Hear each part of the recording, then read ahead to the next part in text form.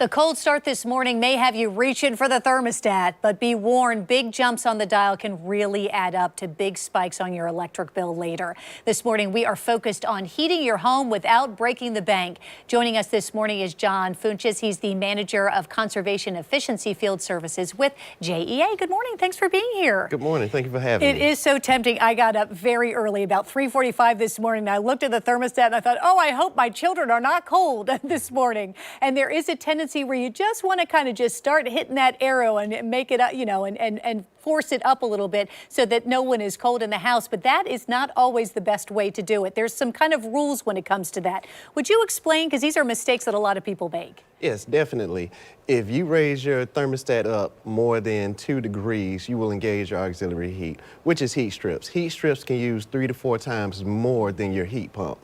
And it's interesting because that's not the same when it's really hot during the summer. And so there is a tendency that people forget. So what you're saying is that the best way to do it is just to raise it just by 2 or 1? I mean, what's the best way to raise the temperature so you're not so cold in the house without hitting those heating strips and the auxiliary?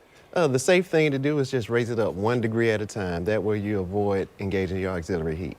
And probably grab a blanket, put on some socks, and just kind of wait till it warms up, till it catches up, definitely, right? Definitely. It's much easier to kind of layer on than it is perhaps to layer off, you know, yes. when we see those hot temperatures. Definitely. Okay, let's talk about some other things. What would you say is another mistake that people make when it comes to heating their home, particularly during the day?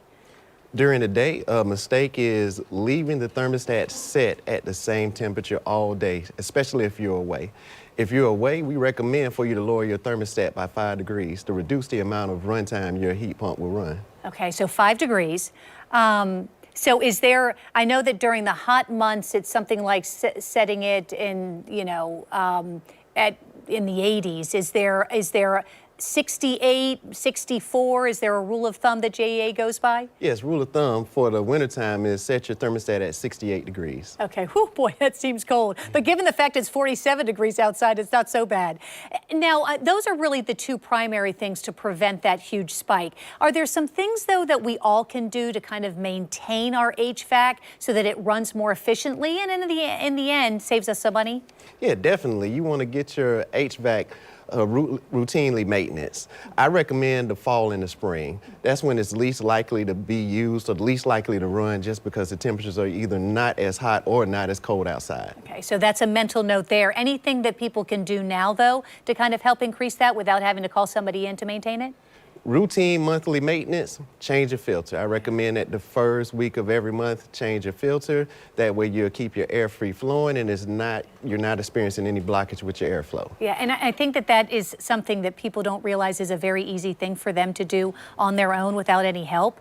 Would you explain again why that's so important to maintain that? The importance of it is if your filter is dirty, you're blocking your airflow. You're paying to heat and cool your air. So if you're blocking your airflow, you're reducing the amount of air going into your home. It takes longer to either heat or cool. Mm-hmm. And it's so easy to make that replacement too. Anybody can do it for the most part. And now let's talk a little bit. I remember it feels like it wasn't that long ago that we were perhaps seeing the fuel charges kind of higher than we wanted, and some real surprises. It's been several months. Is that over? Do we have to worry about that anymore?